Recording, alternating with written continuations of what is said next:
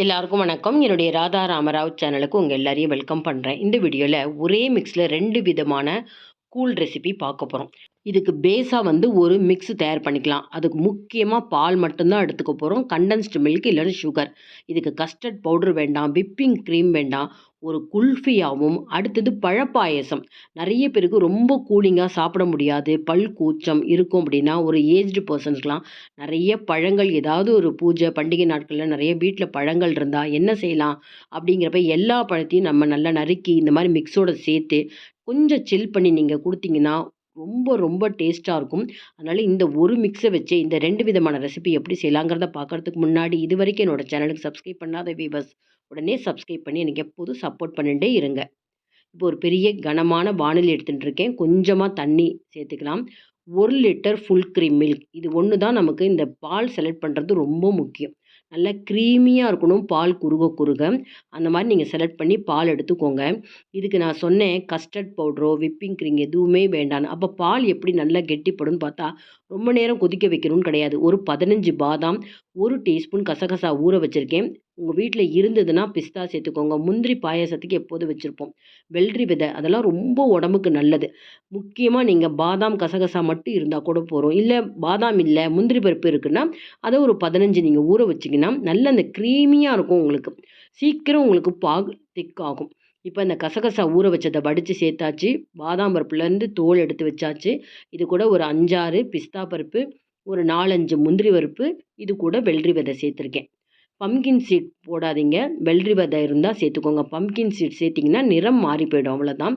இது எல்லாத்தையும் சேர்த்து நம்ம இது கூட நான் கொஞ்சமாக குங்குமப்பூ சேர்த்துக்கிறேன். இதெல்லாம் போடணுங்கிற அவசியம் இல்லை. இது இல்லைன்னா ஸ்கிப் பண்ணிக்கோங்க. மற்றபடி ஆர்டிஃபிஷியல் ஃபுட் கலர் எதுவுமே சேர்க்க வேண்டாம். கொஞ்சமாக தண்ணி விட்டுக்கிறேன். இல்லை நீங்கள் பால் விட்டு கூட நல்லா நைஸாக அரைச்சிக்கலாம். பாருங்கள் எந்த அளவுக்கு நல்லா உங்களுக்கு ஒரு தேங்காய்லாம் அரைச்சா எந்த அளவுக்கு கன்சிஸ்டன்சி இருக்குமோ அந்த அளவுக்கு கிடச்சிருக்கு பாருங்கள்.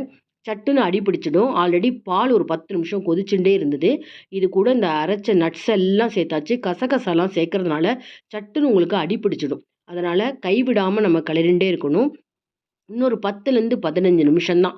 மொத்தமே உங்களுக்கு இந்த மிக்ஸு செய்யறதுக்கு ஒரு அரை மணி நேரம் தேவைப்படும். ரொம்ப நேரம் நம்ம பால் அப்படியே சுண்ட காய்ச்சி ரபடி மாதிரி செய்யணுங்கிற அவசியமே இல்லை. இந்த நட்ஸு அந்த கசகசா எல்லாம் நல்லா பாலோடு சேர்ந்துட்டு நல்லா ஒரு திக்கான ஒரு பாயசம் கன்சிஸ்டன்சி வரும். அதுக்கப்புறம் நம்ம இப்போ அடுத்தது கண்டென்ஸ்டு மில்க் சேர்க்க போகிறோம். சர்க்கரையும் சேர்க்கலாம். சர்க்கரை சேர்த்தா திரும்பவும் உங்களுக்கு நீத்து போயிடும். திருப்பி ஒரு 10, 15 நிமிஷம் ஆகும் திக்காகிறதுக்கு. அதுக்காக தான் நான் கண்டென்ஸ்டு மில்க் சேர்க்குறேன். இதை கொஞ்சம் நான் என்ன பண்ணியிருக்கேன், இது பால் சேர்த்து சேர்க்குறேன் பாருங்கள். கொஞ்சம் ப்ரௌன் கலராக இருக்கிறதுக்கு காரணம் ரொம்ப நாள் நான் ஃப்ரிட்ஜில் ஸ்டோர் பண்ணதுனால நல்லா கலர் சேஞ்ச் ஆகிடுது. மற்றபடி நான் இப்போ சேர்த்துருக்கிறது கொஞ்சம் பால் கூட சேர்த்து கண்டென்ஸ்டு மில்க் தான். நல்லா ஒரு 150 ml சேர்த்துருக்கேன். இதுவே நீங்கள் சர்க்கரை சேர்க்குறதா இருந்தால் 150லேருந்து 200 கிராம் சர்க்கரை சேர்த்துக்கணும். கண்டென்ஸ் மில்க்கும் சேர்த்து ஒரு 5 நிமிஷம் தான் கொதிக்க வச்சேன். எந்த அளவுக்கு திக்காக இருக்குது பாருங்கள். இப்போ அடுப்பை நிறுத்திடுறேன். சூடு ஆறுனதுக்கப்புறம் இது எவ்வளோ திக்காக இருக்குது பாருங்கள். அடுப்பை நிறுத்தி வானிலை இறக்கியாச்சு. ஒரு அரை மணி நேரம் கழிச்சு நல்லாவே கெட்டிப்பட்டிருக்கு பாருங்கள். ரொம்ப ரொம்ப நல்லாயிருக்கும். அவசியம் நீங்கள் ட்ரை பண்ணி பாருங்கள். இப்போ நல்லா இது சூடு ஆறுனதுக்கப்புறம் இதை 2ஆக நான் பிரிச்சுக்க போகிறேன். நான் சொன்ன இந்த ஒரு மிக்ஸை வச்சு 2 கூல் ரெசிபி செய்ய போகிறேன்னு. அதனால் ஒரு பாதியை ஒரு கிளாஸ் பவுலில் மாற்றிக்கிறேன். இதில் பார்த்தீங்கன்னா சின்ன குழந்தைங்களுக்கு பிடிச்ச மாதிரி நான் ஒரு குல்ஃபியாக நான் செஞ்சு காமிக்க போகிறேன். அதுவும் இப்போ வீட்டில் லீவில் சம்மர் லீவில் இருக்கிறவங்களுக்கு இந்த மாதிரி செஞ்சு கொடுங்க. குழந்தைங்களுக்கு ரொம்ப பிடிக்கும். இதுக்கு பார்த்தீங்கன்னா பிஸ்தா, கொஞ்சம் பாதாம் அதை நல்லா மெல்லிஸாக கட் பண்ணியிருக்கேன். உங்கள் வீட்டில் என்ன நட்ஸ் இருக்கோ இதுதான் செய்யணும், இதுதான் சேர்க்கணுங்கிறது கிடையாது. பிஸ்தா கிடையாது, பாதாம் மட்டும்தான் இருக்குது, இல்லை முந்திரி இருக்குது அப்படின்னா அதை மட்டும் கொஞ்சம் அதிகமாக சேர்த்துக்கோங்க. இந்த நட்ஸை நல்லா மிக்ஸ் பண்ணியாச்சு. நான் குல்ஃபி மோடே தனியாக வாங்கி வச்சுருக்கேன். அதில் நான் இப்போ மோல்டில் போட்டு காமிக்கிறேன். அது இல்லைன்னா கூட நம்ம ஒரு டம்ளார் இல்லை பேப்பர் கப்பில் போடலாங்கிறதையும் காமிக்கிறேன். 4 குல்ஃபி மோடு அதுவும் ஸ்டாண்டோடு சேர்த்து வாங்கியிருக்கேன். இந்த மாதிரி இந்த குல்ஃபி மோடில் எல்லாத்தையும் சேர்த்துடலாம். மோல்டில் ஒரு 3/4 அளவுக்கு நம்ம போட்டால் போகிறோம். நான் இதை சேர்த்துன்னு இருக்கப்பயே திரும்பவும் சொல்கிறேன் பாருங்கள். சாதாரணமாக நம்ம வீட்டில் ரொம்ப சுலபமாக கிடைக்கிற பால், கசகசா எல்லார் வீட்லேயும் இருக்கும். முக்கியமாக ஃபாரினில் நிறைய பேருக்கு ஈஸ்ட் ஏஷியா நாடுகளில் இருக்கவங்களுக்கு கசகசா கிடைக்கிறதில்ல. அவங்க நட்ஸே நீங்கள் கொஞ்சம் அதிகமாக போட்டுக்கிட்டோம்னா இந்த அளவுக்கு திக்னஸ் வரும். மேலேயும் கொஞ்சம் நான் இந்த பிஸ்தாலாம் போட்டுக்கிறேன். நீங்கள் பாதாமும் கூட போட்டுக்கலாம். இதுக்கு மூடியோடு சேர்த்து இந்த குல்ஃபி மோடு வாங்கினேன். அப்படி இந்த மூடி இல்லை அப்படின்னா நீங்கள் காயில் பேப்பரை நல்லா சீல் பண்ணிவிட்டு இந்த மாதிரி ஸ்டிக்கு விற்கிது, ஐஸ்கிரீம் ஸ்டிக்கு, அதை வாங்கி நீங்கள் வச்சுட்டிங்கன்னா கூல் ஆனதுக்கப்புறம் நம்ம எப்படி ஒரு குல்ஃபி சாப்பிடுவோமோ அதே மாதிரி உங்களுக்கு கிடைக்கும். இதை ஃபுல்லாக ஃப்ரீசரில் ஒரு 7 ஹவர்ஸ்லேருந்து 8 ஹவர்ஸ் நம்ம வச்சு எடுத்துகிட்டு வந்துடலாம். இப்போ பாருங்கள், நான் கப்புலேயும் போட்டிருக்கேன் பாருங்கள். ஒரு பேப்பர் கப்பு, சாதாரண ஒரு சில்வர் டம்ளர், இதுக்கெல்லாம் நான் இந்த காயில் பேப்பரை போட்டு நல்லா டைட்டாக சீல் பண்ணிவிட்டு நடுவில் நம்ம இந்த ஐஸ்கிரீம் ஸ்டிக்கை வச்சுட்டோம்னா, நம்ம இந்த குல்ஃபி மோடு இருந்தால் தான் நம்ம இதை செய்யணுங்கிறதே கிடையாது. அதுக்காக தான் உங்களுக்கு காமிக்கிறேன். இந்த மாதிரி பேப்பர் கப் அப்படிங்கிறப்போ ரொம்ப பெருசாக கிடைக்கும் உங்களுக்கு குல்ஃபிங்கிறது. ஒருத்தரால் சாப்பிட முடியாது. அதனால் 2 ஐஸ்கிரீம் ஸ்டிக்கு நம்ம அதை உள்ளே வச்சுட்டு, நம்ம நல்லா ஃப்ரீஸ் ஆனதுக்கப்புறம் அதை 2ஆ கட் பண்ணிக்கலாம். இதே மாதிரி தான் டம்ளர்லேயும். இதுவும் அதே மாதிரி தான் செய்ய போகிறேன் பாருங்கள்.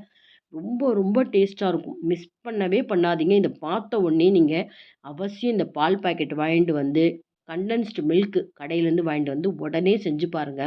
இப்ப அடுத்த மிக்ஸு முக்கியமா இந்த குல்ஃபிய விட ரொம்ப ஹெல்த்தியா இருக்கிற மிக்ஸுன்னு சொல்லலாம். எவ்வளோ பழங்கள் பாருங்க. வெயில் காலத்துலலாம் நெறைய நம்ம பழங்கள் சாப்பிடணும். நம்ம என்ன பண்றோம், கொஞ்சம் வேலை அதிகமா இருக்குன்னு சொல்லி இதெல்லாம் செய்யறதுக்கு நம்ம கொஞ்சம் கஷ்டப்பட்டுண்டு, கடைகள்ல பார்த்தீங்கன்னா, ஆர்ட்டிஃபிஷியல் கலர், கெமிக்கல்ஸ்லாம் நெறைய சேர்த்த ஜூஸ போய் வாங்கிட்டு வந்து, ஃப்ரிட்ஜில வச்சு உடனே நம்ம கூல் பண்ணி சாப்பிடுறோம். அதுக்கு பதிலா உங்க வீட்ல என்ன பழங்கள் இருக்கோ, 1, 2 பழங்கள் இருந்தா கூட போதும். அதை இந்த பாலோட மிக்ஸ் பண்ணி, கொஞ்சம் ஃப்ரிட்ஜில வச்சு நீங்க குடிச்சு பாருங்க. இது வந்து நான் பார்த்தீங்கன்னா, பூஜையில நெறைய பழங்கள் வச்சு சுவாமிக்கு நெய்வேத்தியம் பண்ணது. அது எல்லாத்தையுமே வேஸ்ட் பண்ணாம இந்த மாரி சேர்த்து வச்சுட்டேன். இந்த மிக்ஸ கூட நீங்க நல்லா 1 வாரம் வரைக்கும் தாராளமா ஸ்டோர் பண்ணி வச்சுட்டு, ஒரே நாள்ல நம்ம இவ்ளோ பழங்களும் காலி பண்ண முடியாது அப்படின்னா, தினமுமே கொஞ்சம் கொஞ்சம் அந்த பழங்கள எடுத்துண்டு, இந்த மிக்ஸு கூட சேர்த்து நம்ம தினமுமே சாப்பிடலாம். ஏன்னா ஒவ்வொரு முறையும் இந்த மிக்ஸ வந்து செய்யறதுக்கு டைம் எடுக்கும் இல்லையா? இத நீங்க நல்லா தாராளமா 1 வாரம் ஃப்ரீசர்ல ஸ்டோர் பண்ணிக்கோங்க. கொஞ்சமா எடுத்துக்கோங்க. கொஞ்சம் பழங்கள தினமும் நறுக்கிக்கோங்க. இந்த மாரி வச்சு சாப்பிட்டு பாருங்க. இத பழப்பாயாசம் தான் சொல்லலாம். ஏன்னா பால் இருக்கு, பழங்கள் இருக்கு. இதே மாரி பழங்கள் நெறைய இருந்தா ஃப்ரூட் சாலட் எப்படி செய்யலாம்னு சொல்லி ஆல்ரெடி வீடியோ போட்டிருக்கேன். அதனுடைய லிங்க் உங்களுக்கு தரேன். இப்ப இந்த குல்ஃபி பாருங்க ஒரு 8 ஹவர்ஸ் கழிச்சு லேசா ஒரு டம்ளர்ல அப்படி டிப் பண்ணிட்டு, கையில இப்படி நம்ம ஒரு சூட்ல அப்படி திருப்பி விட்டோம்னா, 30 செகண்ட்ஸ்ல பாருங்க எவ்வளோ நல்ல க்ரீமியா இது பார்த்தீங்கன்னா, சட்டுன்னு உங்களுக்கு உருகவே உருகாது. ஏன்னா நெறைய நட்ஸ் போட்டிருக்கோம், கசகசா போட்டிருக்கோம். அதனால ரொம்ப நேரம் உங்களுக்கு அப்படியே அந்த உருகாமலே இருக்கும்.